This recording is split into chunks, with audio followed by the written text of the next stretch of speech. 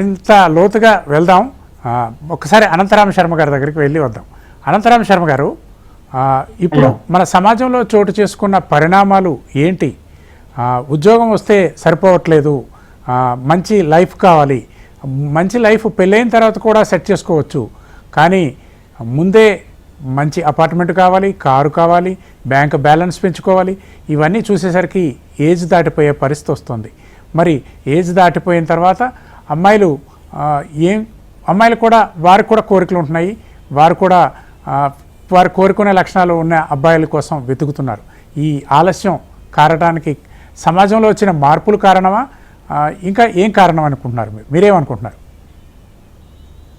ఇక్కడ మనం వెనకట నుంచి కనుక లెక్క వేసుకుంటే 8వ సంవత్సరంలోనే అమ్మాయికి యుక్త వయస్సు వచ్చింది, వివాహం చెయ్యాలి అని చెప్పేసి చెప్పుకుంటూ వచ్చారు. అది కాస్త రాను రాను ప్రభుత్వం వారు కూడా దాన్ని ఆమోదించట్లేదు, అది సరైన పద్ధతి కాదు అని చెప్పేసి 18వ సంవత్సరం అని చెప్పి నిర్ణయించి తర్వాత 21వ సంవత్సరం వరకు తీసుకొచ్చారు. అమ్మాయిలకి 18, అబ్బాయిలకి 21. ఇప్పుడు అమ్మాయిలకు కూడా 21 అని కూడా కొంతమంది పెద్దవాళ్ళు చెప్తూ ఉన్నారు. అయితే ఇంతవరకు బాగుంది. ఇది దాటిన తర్వాత ఏమవుతుంది, వీళ్ళ కోరికలు అంటే వీళ్ళ ఇంటి పరిస్థితి కావచ్చు. ఇప్పుడు కొంతమంది ఇళ్లలో అమ్మాయి కూడా ఉద్యోగం చేస్తే ఆ వచ్చిన డబ్బులు కాస్త పక్కకు పెట్టుకొని తన సంపాదనతో తన పెళ్లి కూడా చేయవచ్చు, 2-3 సంపాదిస్తే తప్ప ఇల్లు గడవని పరిస్థితులు, ఇటువంటివన్నీ కూడా చోటు చేసుకుంటున్నాయి. ధరలు పెరుగుతున్నాయి, సంపాదన తక్కువ అవుతుంది. ఈ విధమైన పరిస్థితుల్లో ఉండటం కొంత ఆలస్య వివాహానికి కారణమవుతుంది. ఇందాక మన గురువు గారు శంకరవంతి గారు చెప్పినట్లుగా జాతక రీత్యా కూడా దోషాలు ఉన్నా, అంటే ఏ స్థానంలో ఎవరు ఉంటే ఎప్పుడు పెళ్ళవుతుంది ఏంటి, పరాశరులు వారు చెప్పినట్లుగా కూడా కొంత ఆలస్య వివాహాలు అవుతున్నాయి. అయితే ఈ ఆలస్య వివాహాలు శాస్త్రరీత్యా అవుతున్నప్పుడు దోష నివారణ చేసుకుంటూ మనం ముందుకు వెళ్ళవచ్చు.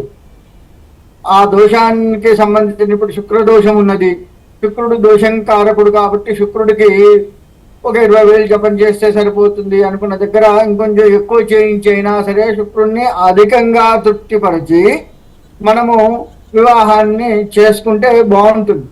దానికి సంబంధించిన దోష పరిహారాలు కానీ దానాలు కానీ ఇటువంటివన్నీ కూడాను చేసుకుంటూ శుక్రుడిని తృప్తిపరచుకొని మనం వివాహం చేసుకోవచ్చు. తద్వారా కూడా ఆ యొక్క దాంపత్యం అన్యోన్యంగా ఉండటానికి ఆస్కారం ఉంటుంది, దోష పరిహారం చేశాం కాబట్టి. కానీ ఇక్కడ ఇప్పుడు ప్రస్తుత కాలంలో సంపాదన పరంగా ఆలోచిస్తూ వయస్సు దాటి వేసుకుంటున్నాము. ఇప్పుడు ఆడవారు కూడా ఏం ఆలోచిస్తున్నారు, ఆడపిల్లి వాళ్ళు అంటే అబ్బాయికి సొంత ఇల్లు ఉండాలి, కారు ఉండాలి, లగ్జరీ, నా బిడ్డ నేను సుఖపడకపోయినా నా బిడ్డ సుఖపడాలి, నా కొడుకు సుఖపడాలి అనే ఒక కోరికలు పెట్టుకుంటున్నారు. ఆ సుఖపడాలి అనే ఆలోచనలో వీడి వివాహ వయస్సు దాటిపోతుంది అన్న విషయాన్ని మర్చిపోతున్నాం.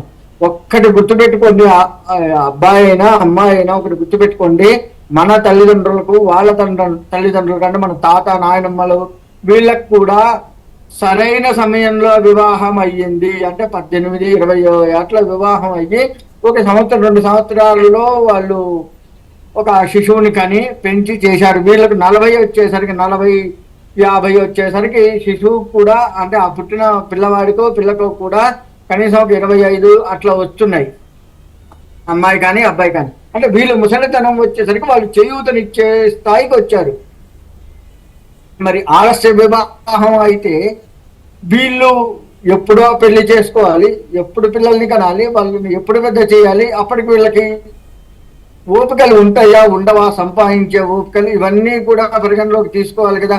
మనకేమన్నా అయితే మన పిల్లవాడు తక్కువ హాస్పిటల్కి తీసుకెళ్ళడం చేయడం, ఇంకా ఏదన్నా అయితే తర్వాత వాళ్ళని చూసుకోవడం చేయటం ఇవన్నీ కూడా ఉంటాయి కదా. కాబట్టి అవి కూడా దృష్టిలో పెట్టుకోవాలండి. జాతకాన్ని మనం ఎంత దృష్టిలో పెట్టుకొని చేస్తున్నామో మనం సరైన సమయానికి వివాహం చేసుకుంటే తర్వాత తరం మనల్ని ఆదుకునే స్థాయిలో ఉంటారు, మనకి ఏదైనా కానీ వారు చేతి కిందికి వస్తారు అనే చూడాలి. మన తల్లిదండ్రులకు వాళ్ళు కరెక్ట్ సమయంలో చేసుకోబట్టే కదా మనం వాళ్ళకి చేయూతనిచ్చాం. వాళ్ళకి 50 వచ్చేసరికి కనీసం మనకు 30 అన్నా ఉన్నాయి కదా. 30 ఉన్నప్పుడు మనం ఏదైనా ఆలోచన శక్తి కానీ, డాక్టర్ కానీ, ఇంకేదన్నా కానీ, ఏదైనా స్థలాలు కానీ, ఇట్లా ఏది చెయ్యాలన్నా కానీ మనకంటూ జ్ఞానాన్ని ఏర్పరచుకున్నాం కదా. మరి మన పిల్లలు ఆ జ్ఞానాన్ని ఏర్పరచుకోవాలి కదా. అందుకని వివాహాలు, ఆలస్య వివాహాలు